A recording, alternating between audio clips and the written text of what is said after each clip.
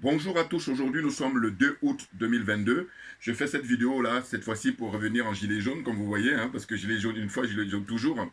Hein, parce que tant que Macron sera au pouvoir, c'est les gilets jaunes qui doivent lui apporter, comment on appelle ça, la réplique. Voilà, c'est les vrais opposants en fait, les gilets jaunes en France, bien entendu. Donc moi je suis un gilet jaune convaincu depuis le début, c'est clair. Je vous montre la vidéo et puis en entrée de jeu, en introduction, et puis après je fais mon commentaire. Regardez. Vous ne savez pas la souffrance des métiers essentiels. Quand vous demandez une augmentation des salaires, vous parlez, vous n'avez rien à faire ici.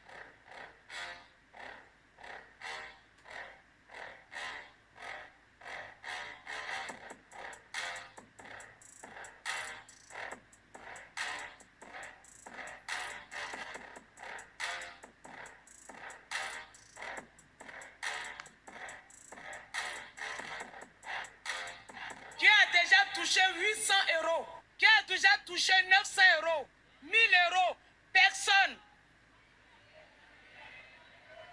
Personne. C'est pour ça que vous rêvez. Pas moi, je ne vous ai pas dit par jour.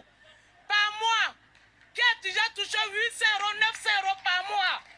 Personne. Vous savez ce que c'est, vous savez pas ce que c'est. Vous savez pas la souffrance des métiers essentiels. Quand vous demandez une augmentation des salaires, vous parlez, vous n'avez rien à faire ici. Vous proposez des primes. Les salariés de Monoprix, ceux qui ont servi la France pendant le Covid, le PDG a augmenté de 70% son salaire. Il vous demande seulement une augmentation des salaires, vous refusez. Quelle honte! C'est ma première fois que je viens ici. Je suis élu député et je découvre des trucs horribles. Vous méprisez les métiers essentiels. Vous méprisez ceux qui servent la France. Vous les méprisez. Vous les méprisez quand vous arrivez dans les restaurants. Vous mangez. Quand vous partez faire vos magasins dans les monoprix, vous êtes heureux. Réfléchissez. Hein. Voilà, bon, alors, bon, là, je parle parce qu'il y avait en fait un autre député qui lui a apporté la réplique. Moi, je pas, ça m'intéresse pas. Donc, bonjour à tous. Donc, Joubion, c'est mon surnom sur le net. Je me vais être spécialiste de la France de manière accessoire. Donc, accessoirement, je suis spécialiste de la France. Voilà.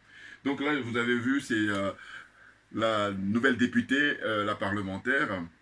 Moi, j'ai envie de dire pour elle, c'est une honorable, parce que c'est une brave dame. Madame Rachel Keke, voilà, elle a été élue là lors des dernières élections sur la liste de Jean-Luc Mélenchon. Bon, c'est ça qui me dérange un peu, mais bon, qu'est-ce que vous voulez?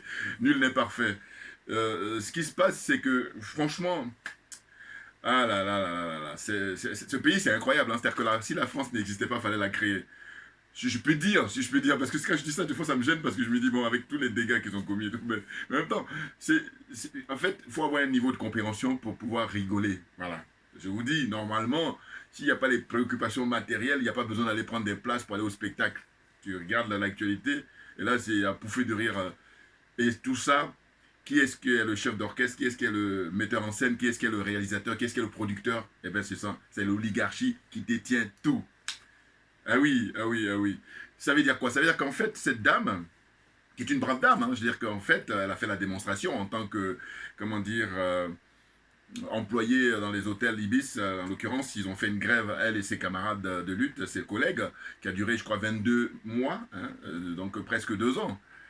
Donc beaucoup, beaucoup de respect, beaucoup de mérite, cette dame, très courageuse avec ses autres collègues. Eh bien, ils ont pu obtenir gain de cause par rapport à leurs revendications au niveau de leurs conditions de travail. Et elles en ont même reçu beaucoup plus qu'elles ne l'espéraient. Parce qu'elles n'ont pas, comment dire, baissé les bras, elles ont tenu hein, jusqu'au bout.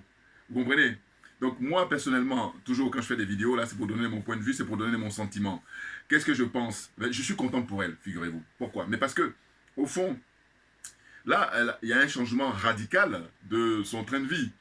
Hein? Alors, quand je dis ça, d'aucuns vont dire oui, mais donc dans ce cas-là, c'est le porte. Non, non, non, c'est pas. Moi, j'ai compris le système. C'est pour ça que je me permets de dire ça. En gros, ce que je veux dire, c'est que, en réalité, cette dame, c'est ce qu'on appelle souvent, vous savez, quand on dit, c'est l'arbre qui cache la forêt.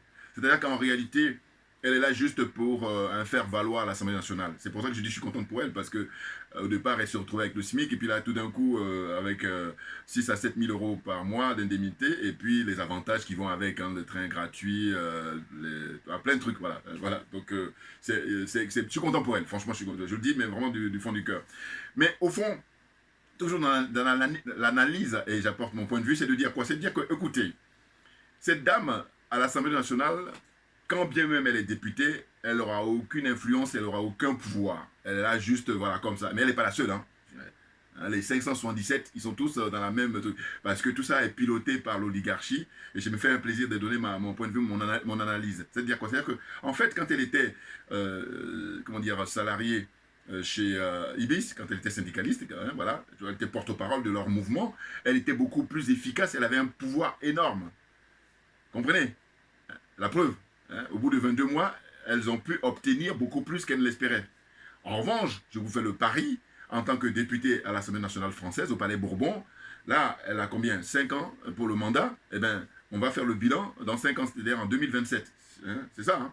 Eh bien, vous allez voir que finalement, ce qu'elle aura gagné, c'est plus, voilà, je vous dis, le train de vie, voilà, le confort et tout, de vie. Mais autrement, au point de vue de faire bouger les choses réellement, non.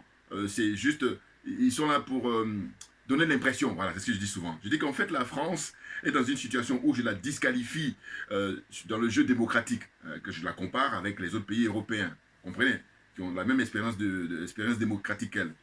La France arrive en tête juste quand elle est, voilà, avec ses colonies là. Voilà, là, elle arrive en tête. Mais une fois qu'on finit avec eux, eh ben, elle n'est pas qualifiée, elle est disqualifiée. Parce que là, c'est les choses sérieuses.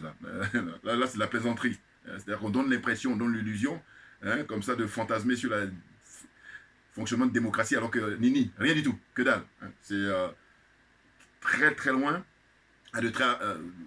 Bon, on va dire que le Mali, par exemple, est en chemin voilà, de construire un pays démocratique, avec le respect des lois, le respect des instances, des institutions, par exemple. Et puis également le président Touadéra en République centrafricaine, par exemple. Vous voyez. Mais sinon, quand vous enlevez ces deux pays-là, le reste, c'est du folklore. La France étant le modèle, alors que comme je disqualifie la France, vous comprenez que eux, je ne les compte même pas. Soyons d'accord. Voilà. Donc, ce que je veux dire, c'est quoi? C'est que je dis, voilà ce pays où on en est rendu là. Regardez, ça faisait longtemps que je ne regardais pas, comment on appelle ça, les débats à l'Assemblée nationale. Alors que Dieu se le sait, il y a 30 ans, je regardais beaucoup plus régulièrement, puisque moi j'aime bien la vie démocratique. Mais là, comme j'ai compris beaucoup de choses, donc j'ai plus le temps à perdre. Maintenant, ces derniers temps, je regarde. Pourquoi? Parce que je ne regarde pas tout, je regarde un petit peu des extraits. Parce que je vois qu'il y a des animations comme ça avec des parlementaires là, qui sont excités. Hein, voilà, et puis... quand on s'y connaît pas, on croit qu'ils ont une liberté, alors que non, tout est manœuvré par l'oligarchie. Les choses sont claires et nettes. Vous voyez, c'est impressionnant. Ça veut dire quoi? Ça veut dire qu'en fait, M. Macron, par exemple, là, il a une majorité relative. Vous voyez? Ça veut dire qu'il a normalement pas la possibilité de faire passer ses lois, si ce n'est simplement de faire des compositions. Voilà. C'est-à-dire d'aller chercher quelques députés là qui vont essayer de venir à la soupe, hein? Un peu partout, hein, c'est-à-dire que tous les bords confondus. Hein. Du côté de Marine Le Pen tantôt, du côté de Jean-Luc Mélenchon tantôt, du côté de qui encore Bayrou, du côté de qui encore les Républicains. Hein, voilà, tout ça, chacun va participer. Quand j'ai dit ça, c'est que je suis à l'aise. Pour quelle raison? Pour dire quoi? Pour dire que, en fait, vous allez voir que normalement, si la France était une démocratie comme marche la démocratie anglaise, vous avez vu là le Premier ministre, comment il s'appelle, Boris Johnson, voilà, il présente sa démission. Ils sont clairs là-dessus. Et si j'ai pareil aussi en Italie, on entendait parler que le Premier ministre aussi est en train de présenter sa démission. Ça fait quelques semaines là que c'est annoncé. Bon. Mais en France, non. Les mecs, ils démissionnent pas. Mais parce que justement, comme c'est l'oligarchie qui décide de tout, mais c'est elle qui fait, comment on appelle ça, l'agenda des uns et des autres, à savoir que toi, tu vas rester là, hein, malgré les casseroles que tu as, tu restes le ministre des gardes des Sceaux, ministre de la Justice, casserole, le ministre, comment dire, de l'Intérieur, casserole, hein, Darmanin, là, hein, tous pratiquement des casseroles, même le Premier ministre, casserole, tout le monde. Vous voyez? Donc c'est pour ça que je dis bienvenue en République démocratique de France. Les choses sont claires. C'est une république bananière par excellence, avant même de parler de ses colonies. Voilà, on est d'accord. Vous voyez? Donc j'ai pris quelques notes et puis avant d'avancer, je vais énumérer quelques casseroles de M. Macron lui-même. Ah bah oui, c'est le chef d'orchestre. Hein.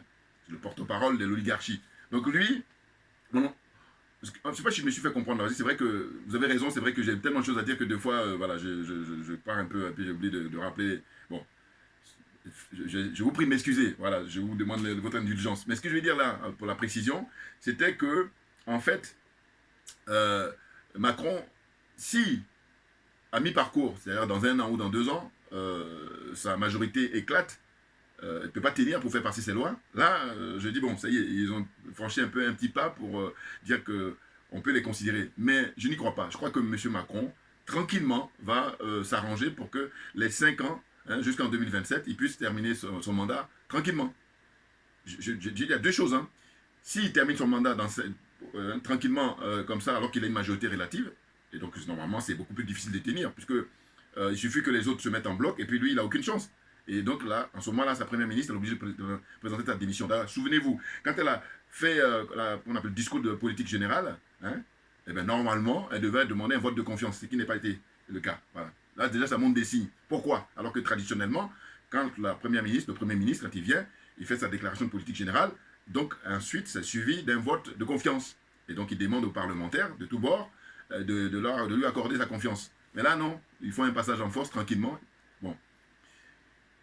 Et ensuite, c'est, je crois, les partisans de Jean-Luc Mélenchon, là, lui et ses partisans, qui ont décidé de présenter une motion de censure. Bon, ça aussi, c'est pareil, c'est du folklore, c'est des mises en scène. C'est-à-dire qu'on nous donne l'impression, je vous dis toujours que la France donne l'illusion au monde entier et aux Français en particulier que sa démocratie marche, alors que non, les basiques n'y sont pas. Tout ça, c'est que des mises en scène.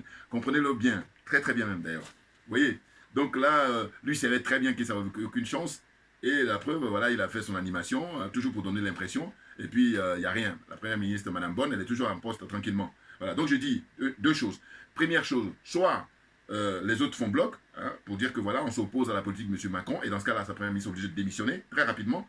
Or, si ce n'est pas le cas, avec des arrangements dont ils ont la culture de l'arrangement, culture du déni, hein, culture de l'embrouille, je t'embrouille en permanence. Hein. J'ai dit tout et son contraire. Hein. Là, je vous parle en ma qualité d'accessoirement spécialiste de la France, hein, attention. Donc, j'ai dit, ce jeu-là, ça va faire que M. Macron, finalement, va pouvoir finir ses 5 ans-là. Donc, ça fait un deuxième mandat, tranquille, alors que je rappelle toujours, je ne me gêne pas de dire que M. Macron, normalement, ce monsieur, si la démocratie française était à l'image de la démocratie anglaise ou la démocratie en Allemagne, eh bien, normalement, il ne serait même pas président de la République. Très clairement. Parce que c'est une usurpation pure et simple. Je rappelle que c'était M. Fillon qui devait être président en 2017, et pour 2022, c'était M. Jean-Luc Mélenchon. Mais dans le cas de Fillon, c'est différent, parce que le pauvre, il a été accusé, quand je dis le pauvre, en tout cas, j'estime que M. Fillon est beaucoup plus honnête que Jean-Luc Mélenchon. Hein. Ah ben oui, hein, mais il faut connaître les dossiers, enfin, il faut connaître les choses, hein, il faut avoir compris beaucoup de choses, voilà. Et je pense que j'ai compris beaucoup de choses. Donc je veux dire que, là, en l'occurrence, en 2022, M. Mélenchon, lui, il est dans la combine. C'est pour ça qu'il refuse hein, de pouvoir être président.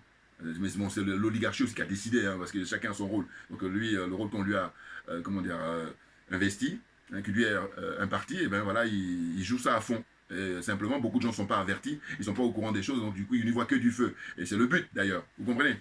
Voilà. Donc, je dis, soit les autres se mettent en bloc. Quand je dis les autres, je parle des autres partis politiques. Parce que Macron, il a, je crois, 200 et quelques députés, là. Bon, alors qu'il faut avoir 289 pour être considéré comme majoritaire sur un effectif, je crois, de 577 députés. Vous comprenez? Bon.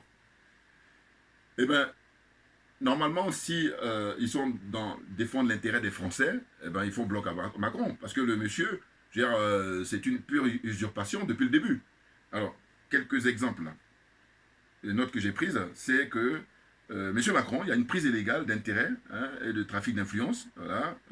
Lui, ses ministres, beaucoup de ses ministres, là, beaucoup de trucs, ils sont impliqués dans ces genres de trucs-là. Prise illégale d'intérêt et trafic d'influence, ainsi que recel, fraude fiscale. Ils sont pleins. En fait, vous prenez. D'ailleurs, Philippe Pasco, je n'entends plus parler. Je ne sais pas ce qu'il devient, très honnêtement, parce qu'il a fait au moins, je crois, 2 minimum, si ce n'était pas 3 ouvrages, où il a fait comme ça un récapitulatif, il a fait vraiment un balayage. Hein, j'avais même envie de dire analytique, de tous les hommes politiques français, hein, avec toutes les casseroles qui traînent. Voilà. Vraiment, il a fait un balayage dans ses ouvrages. Là. Il a 2 au moins, si ce n'était pas 3. Et là, pour là, ça fait un moment que je n'entends plus parler. Je ne sais pas ce qu'il devient. Voilà. J'ai pensé à ça la semaine dernière. Je me dis, tiens, c'est marrant. Philippe Pasco, si vous voulez, ceux qui sont curieux, allez-y, hein, vous tapez sur Google. Philippe Pasco, vous allez voir, c'est quelqu'un qui a écrit Il a travaillé à l'époque avec, comment s'appelle, Philippe Valls, voilà, Emmanuel Valls, voilà. Et puis après, il est sorti et puis il a commencé à vider son sac. C'est ça que j'apprécie, moi. Parce que écrire des bouquins pour dire aux gens, pour expliquer, voilà ce qui se passe. Et c'est ce qu'il a fait. Sauf que là, ces derniers temps, plus de nouvelles. Je ne sais pas ce qu'il devient. Et donc, qu'est-ce qu'il y a encore d'autre? Il y a des ministres et des conseillers et collaborateurs de l'Élysée qui sont dans cette situation-là. Abus de confiance et de recel. Il y en a plein, la liste. Vous voyez? Et M. Macron lui-même, c'est les affaires McKinsey. C'est, vous savez, le cabinet de conseil, là. Et je dis, bon, pour les cabinets de conseil, ben, écoutez, la France est connue dans le monde pour son administration. Et donc, ça veut dire qu'il y a des gens qui ont fait l'ENA, qui ont fait de longues études, qui sont très brillants et qui pourraient faire l'affaire. Pour quelle raison, à un moment donné, on arrive à une période où on convoque des cabinets de conseil pour essayer d'élaborer des projets pour la vie, la société française. Dans tous les compartiments, au niveau sociétal, économique, tout le fonctionnement de la société française. Donc, qui coûte très très cher. C'est ça où je vais en venir. Parce que je dis, si on fait confiance comme c'était le cas auparavant, auparavant c'était l'administration qui se chargeait de ça. Parce qu'il y a des fonctionnaires et il y a des hauts fonctionnaires. D'ailleurs, ceux qui sortent de l'ENA en général, c'est des hauts fonctionnaires. Vous voyez. Donc, ces gens-là, bizarres, on les a zappés. Et puis maintenant, c'est des arrangements entre amis, évidemment. Parce qu'en réalité, c'est le peuple qui n'y voit que du feu parce que l'argent est ponctionné. L'argent du peuple. Et puis on donne ça à ses copains. Voilà, des arrangements. Donc c'est ça qui fait là, la part belle au cabinet de conseil, là, notamment McKinsey. Là, vous voyez. Et il n'y a pas que ça. Et en plus, qu'est-ce qu'on apprend? On apprend que ces sociétés-là, de conseil, eh ben, ils ont des problèmes avec le fixe. C'est-à-dire, ils font ce qu'ils appellent optimisation fiscale. Alors que je dis non, c'est fraude fiscale. Voilà, faut arrêter. Et je dis, les Français sont experts là-dedans. Que je t'embrouille. C'est quoi l'histoire? Parce que moi, quand on dit optimisation fiscale, je dis, mais pourquoi c'est réservé qu'à des gens qui ont beaucoup d'argent? Pourquoi c'est pas réservé aux citoyens ordinaires? C'est ça qui m'intéresse. Et comme je vois que c'est pas le cas, je dis non, c'est de l'embrouille. C'est des fraudes fiscales, tout simplement. Voilà. Et là, dans les pays où on respecte le bien public, où on respecte l'argent public, il n'y a pas d'optimisation, il n'y a qu'en France. C'est ça qu'il faut bien comprendre. Parce que moi, je compare toujours, je ne peux pas m'empêcher de comparer la France avec les autres pays européens. Voilà. Et ça, quand tu fais ça, tu es dans une démarche de clairvoyance, dans une démarche de transparence et dans une démarche d'honnêteté intellectuelle. C'est clair. Ensuite, il y a l'affaire Benalla. Bon, Benalla, vous voyez, c'est un copain à monsieur Macron, qui s'est pris pour... il a fait de l'usurpation, il n'a aucun titre de flic, mais il s'est pris pour un flic dans une manifestation, il a commencé à tabasser les manifestants, les gilets jaunes par exemple. Vous voyez, n'importe quoi. Et ce monsieur a même bénéficié des passeports diplomatiques. Voilà, république bananière par excellence. Donc, bienvenue, je rappelle encore, la France est une république bananière, donc bienvenue en République démocratique de France. Ça, il faut insister là-dessus. Et je dis toujours que des gens qui ont beaucoup plus de visibilité que moi, mais il faut le dire, ça avec plaisir. Mais bon, alors soit ils ne savent pas, ou alors, bon, ils sont coincés. En fait, je trouve ça dommage un peu en tout cas. Alors qu'il faut le dire. Ah ben, c'est clair.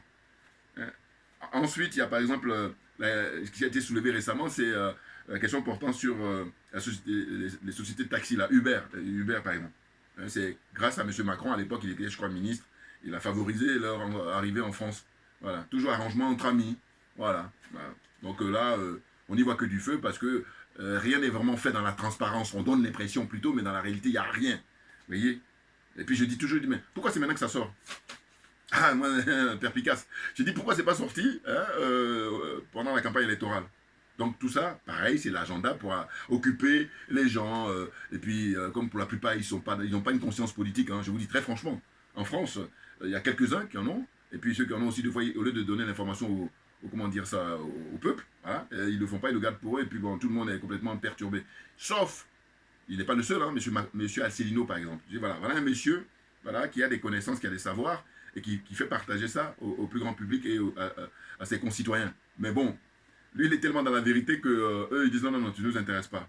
On préfère des gens qui ont moins de connaissances, comme ça on les manipule plus facilement. C'est pour ça qu'il est ostracisé. Vous comprenez? C'est-à-dire qu'il est écarté du débat démocratique. Parce que comme par hasard, ce monsieur, avec le nombre de personnes qui le suivent, on s'arrange pour le marginaliser. Mais c'est volontaire, comprenez bien. Et c'est ce qui démontre qu'en fait, tout est fait pour ne pas que les Français comprennent les enjeux. Parce que là, j'ai regardé sa dernière vidéo, de quoi il parlait. Dans sa dernière vidéo, il disait que la France, à partir du moment où la France fournit des armes à l'Ukraine, elle devient belligérante. C'est-à-dire que là, elle est en train d'aider les Ukrainiens pour affronter les Russes. Eh bien, si jamais Poutine s'énerve, pour l'instant il dit qu'il est en échauffement, bon, eh ben il pourrait, comment dire, s'occuper de la France, par exemple. Pourquoi? Mais parce que M. Asselineau, qui était un citoyen français, hein, j'allais dire même hein, c'est pas n'importe qui, hein, voilà, il a son parti politique, il est respectable, hein. C'est quelqu'un qui a travaillé avec François Mitterrand, il a travaillé avec Charles Pasqua, il n'aime pas trop qu'on rappelle ça, il a travaillé aussi avec Hervé de Charette, ça ce sont les anciens ministres de Chirac, là, il a travaillé avec M. Chirac, il les a conseillés, quoi. Parce que lui, c'est un haut fonctionnaire, un major de sa promotion, à l'ENA, tout d'abord. Donc c'est un homme qui est vraiment très cultivé et très brillant. Bon, donc pour revenir, il y a l'affaire Hubert, là, et donc je dis, mais pourquoi on le sort maintenant? Voilà. On le sort maintenant parce que c'est dans l'agenda, c'est prévu, c'est à cette date-là qu'on va la sortir pour divertir les gens, c'est par autre chose, vous voyez. Et donc il y a l'intervention des lobbies, hein, pouvoir d'influence, qui ont permis justement d'introduire la société Uber. Bon, la liste n'est pas exhaustive, hein, c'est-à-dire qu'il y a plein d'autres trucs encore, mais c'est pour vous dire que quand je dis souvent qu'on est dans la République bananière, eh ben, c'est pas un abus de langage de ma part, vous comprenez? Donc, le débat porte sur quoi? Ben, le débat porte sur le projet de loi, hein, sur le pouvoir d'achat. Voilà. Et ça aussi, pareil, c'est pour occuper les Français, pour ne pas qu'ils s'énervent. Donc, on prend de l'argent comme ça, qui vient d'Afrique, alors que je vais énerver les gens, notamment les trollers, là. Les trollers, je vous demande simplement de partager mes vidéos au maximum. C'est le petit service que je vous demande de me rendre. Voilà, c'est le tout petit service. Partagez mes vidéos, les trollers. Voilà. Ça veut dire même rien que vous, parce que c'est donnant-donnant. Moi, vous venez regarder mes vidéos, mais en échange, partagez quand même. Bouillard, je fous les boules. Bon, donc le projet de loi sur le pouvoir d'achat, c'est quoi? C'est un chèque alimentaire, par exemple, qui sera distribué cet été. Ça a dû commencer où ça va commencer, parce que là, je crois qu'il y a eu le vote du projet. Hein. Il y a plusieurs mesures comme ça qui ont été énumérées, notamment, comment ils disent ça? Il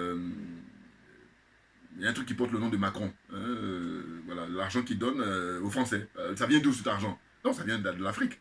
Et je vous dis, essayez, hein, de regarder, hein, comparativement aux autres pays, au monde en général, et en Europe en particulier. Hormis la France, quel pays comme ça où on distribue comme ça à tout va?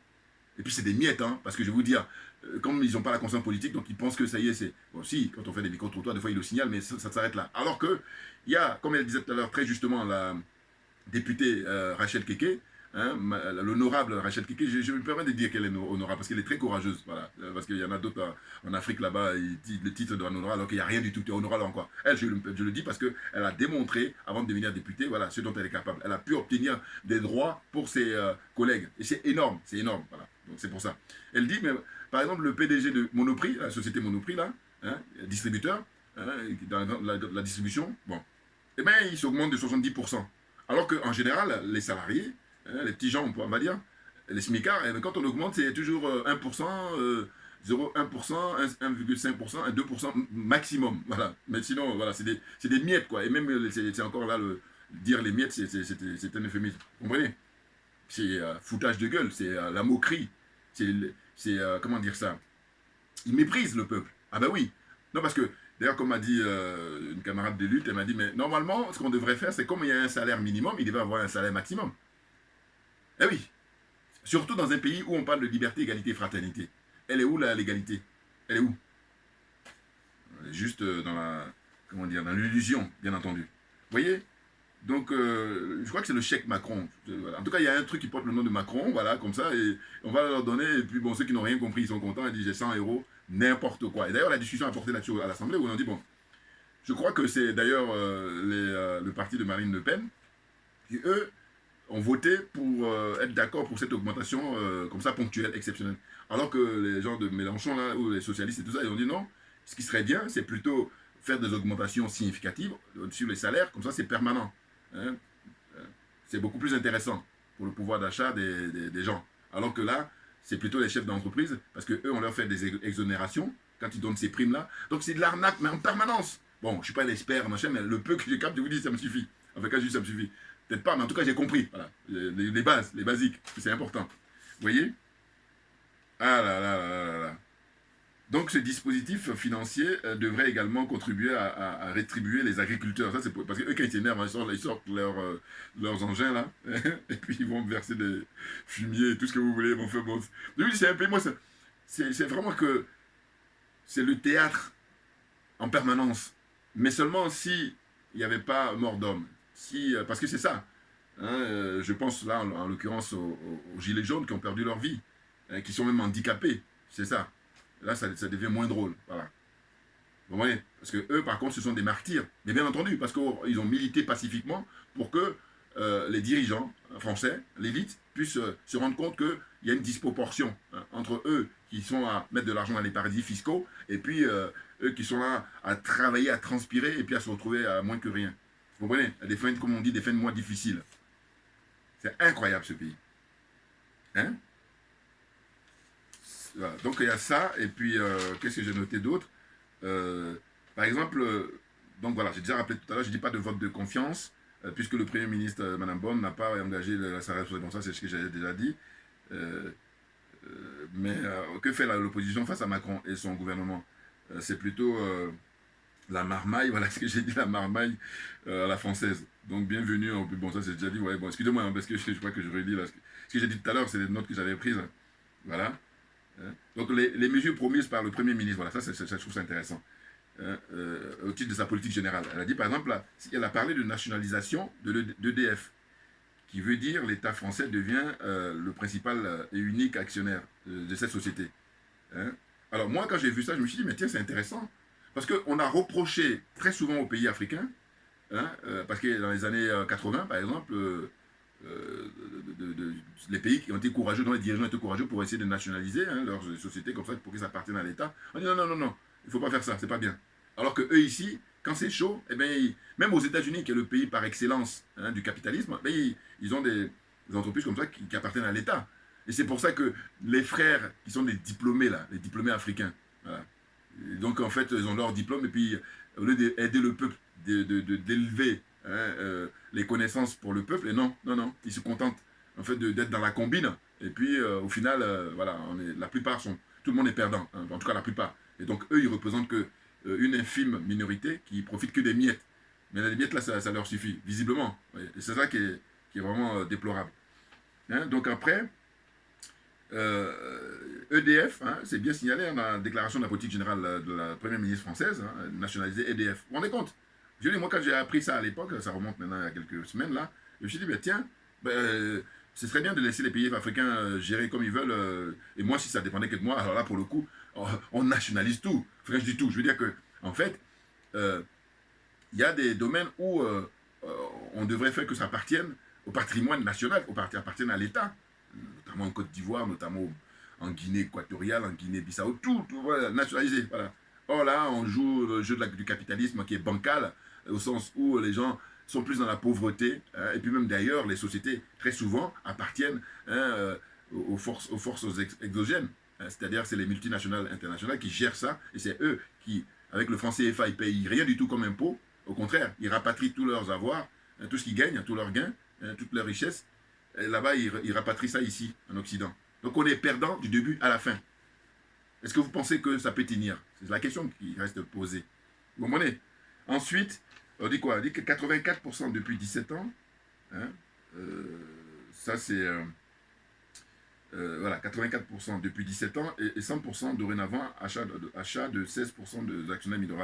C'était par rapport à EDF, voilà. EDF, la précision, c'était que depuis 17 ans, il y avait 84%, voilà. Hein, et puis c'est dorénavant 100%, dont l'État sera actionnaire. Voilà. Donc il parle d'achat de 16% aux actionnaires minoritaires. Entreprise très endettée, voilà, ça c'est les raisons qui justifient maintenant les mesures qui sont prises par le gouvernement. Hein. Ils disent que l'EDF est très endetté et cela permettra à l'État un financement grâce aux impôts des contribuables. Voilà. Le contribuable en France, il est le dindon de la farce. Tout comme hein, les contribuables de cette zone-là aussi. Malheureusement, voilà, c'est les dindons de la farce. C'est-à-dire que tout est fait au bénéfice d'une minorité, d'une ultra-minorité qui rafle tout, hein, pratiquement 99,99%, et puis les zéros, machin, là, les miettes là, et puis on les distribue. Et puis, comme ils ont une force pour essayer de faire passer cette, j'allais dire, pilule là, il y a les médias qui s'en servent. Ils s'en servent, du moins. Ils jouent ce rôle-là, de propagande, à mentir aux gens, faire du déni. Vous voyez? Donc, il dit que c'est une entreprise qui est endettée, EDF, c'est pour ça que voilà, ils ont décidé de la nationalité. Mais en réalité, là aussi, c'est un truc de passe-passe. Quand j'ai écouté un peu les spécialistes, ils disent bon, ils vont faire ça, et puis dans quelques temps, ils vont encore céder à des amis. Hein, voilà. Et puis donc, c'est juste toujours en train d'entuber hein, le contribuable. Voilà. Toujours le dindon de la farce. L'expression, elle est appropriée. Voilà, il faut se poser la question de savoir quelles sont les réelles motivations du gouvernement et quels sont les projets à long terme pour EDF. Voilà, par exemple. Vous voyez, c'est quand jouer les experts, hein, c'est juste un minimum comme ça de réflexion. Donc, qu'est-ce qu'il y a par la suite dans la déclaration de la Première ministre? Elle a dit suppression de la redevance audiovisuelle de cet été, à partir de cet été, 138 euros d'économie pour le contribuable. Bon, c'est pas mal pour les gens qui sont au SMIC, hein, en tout cas, les bas revenus. Hein. Pôle emploi deviendra France Travail. Vous voyez, regardez des trucs comme ça. Ils sont trop forts. Pôle emploi deviendra, comment on appelle ça, France Travail. Et il faut se rappeler qu'à l'époque, dans les années 80, ça s'appelait l'ANPE, hein, Agence nationale pour l'emploi. Et après, ils sont trop forts pour faire des tours de passe-passe. Et c'est pour ça que je vous dis, j'ai même appelé un moment, là ça remonte il y a 15 ans, hein, où je disais que les dirigeants français, ce sont des magiciens. Voilà. Maintenant, j'ai dit, quand tu es plus jeune, le magicien, il est amusant. Mais quand tu as un certain âge et que tu as compris le jeu, surtout, moi, je dis, moi, ça ne m'intéresse plus.